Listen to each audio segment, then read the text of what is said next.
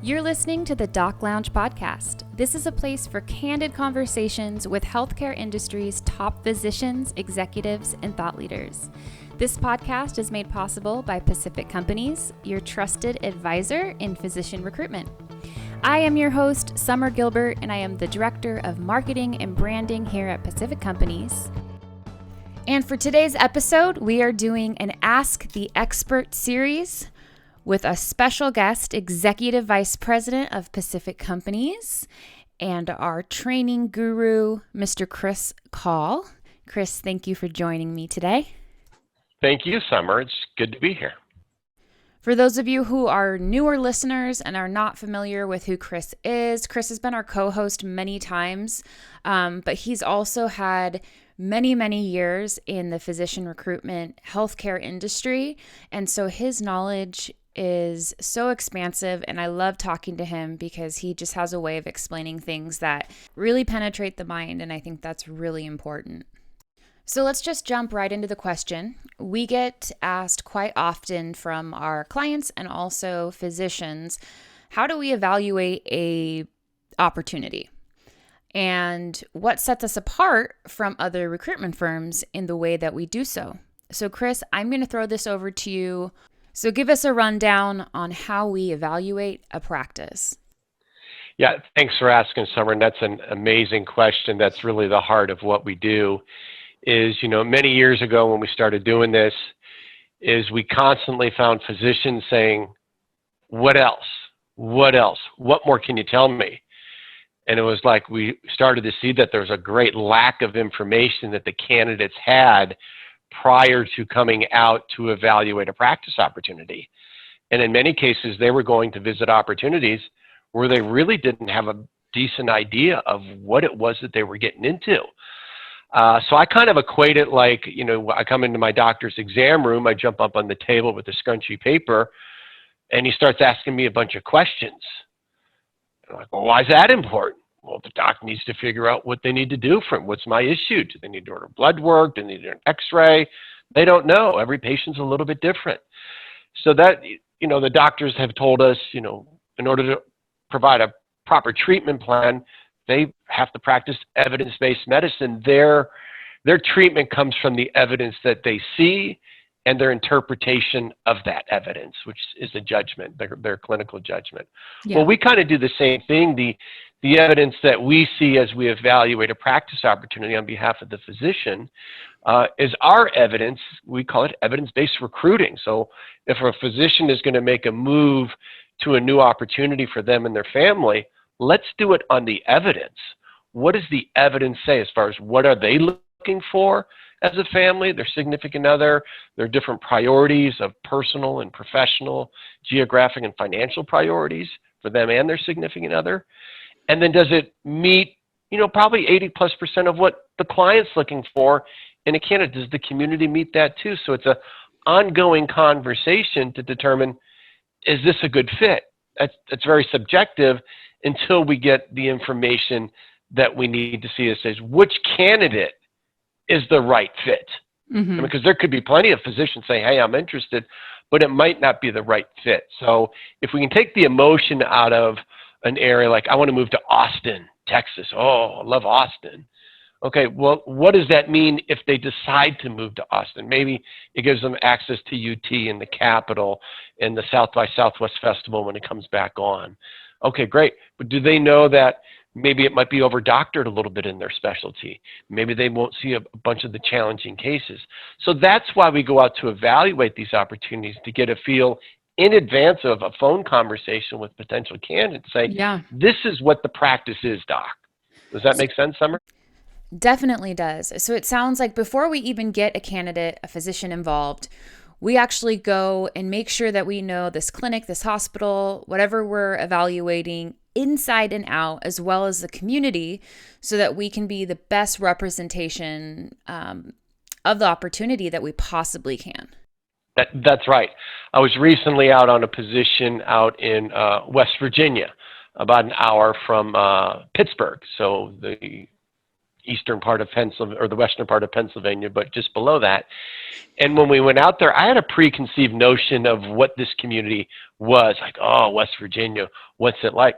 But after being there, like, damn, this is nice.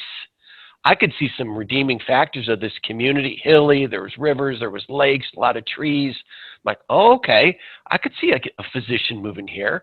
Mm-hmm. And then when I visited with the CEO, the CFO, the COO, the 4 GIs that were there, the hospitalist, the ER physician, all the people that a GI would come in contact with in the course of their care delivery, each of those physicians gave me firsthand testimonials of why they moved there, Mm-hmm. what the good, the bad, and the ugly was, because it's all places aren't perfect. Yeah. But they gave me detailed information of how the hospitalist service works with the GI in managing those phone calls at night, so the GI doesn't have to come in.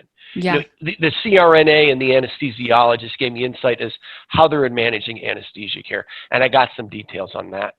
I'm not a clinician. Our recruiters are not clinicians.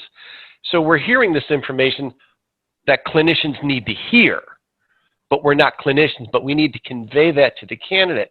And when we talk with candidates that are like, well, where did you get that information? Well, we got it. We were out there. We sat in a meeting, or we had a one-on-one consultation with the other GI, and this is what she said about the day-to-day practice.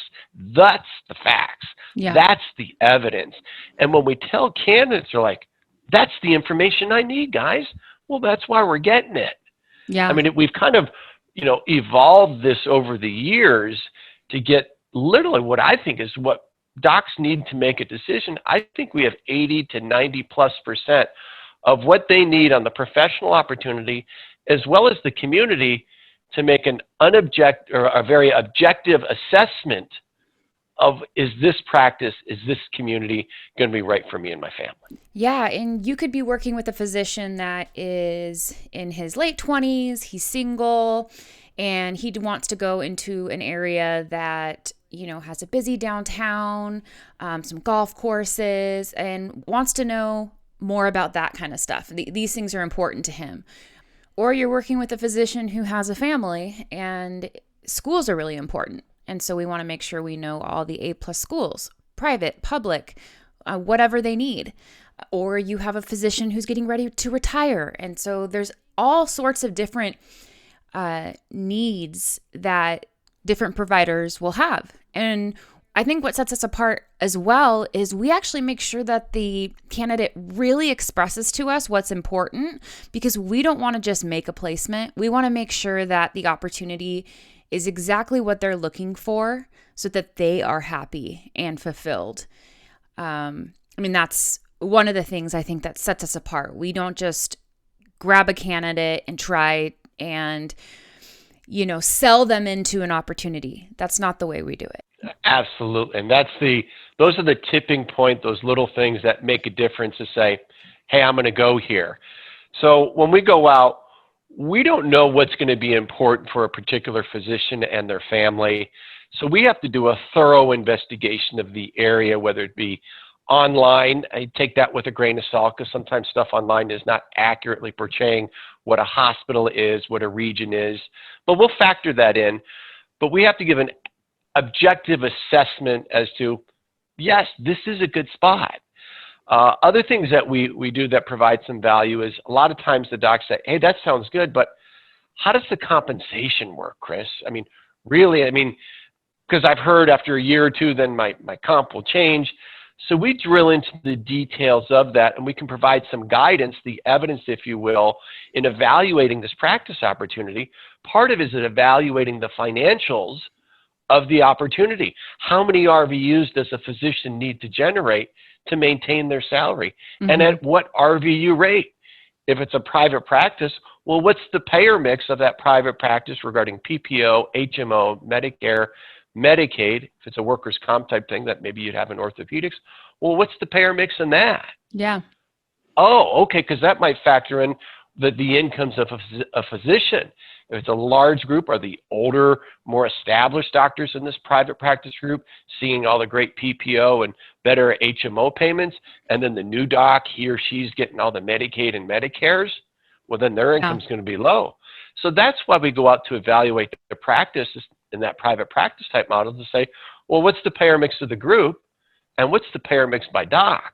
Mm-hmm. Tell me from a financial standpoint, are the other physicians in this group, the partners, if you will, being fair to the new doctors? Yeah. So all this takes some time to evaluate, and that's why we go out to visit with the physicians. Not only do we want to hear what they say, we want to hear how they're saying it. Yeah. You know, the context and the quiet pauses that the doctor says, oh, she's saying it truthfully, or, there was a little hesitation there. Yeah. Maybe there's something more to explore. No different than a doc when they say, I'm going to start a course of treatment, and then they run some blood work or do some tests, and the test result comes back, oh, that conflicts with what I originally thought.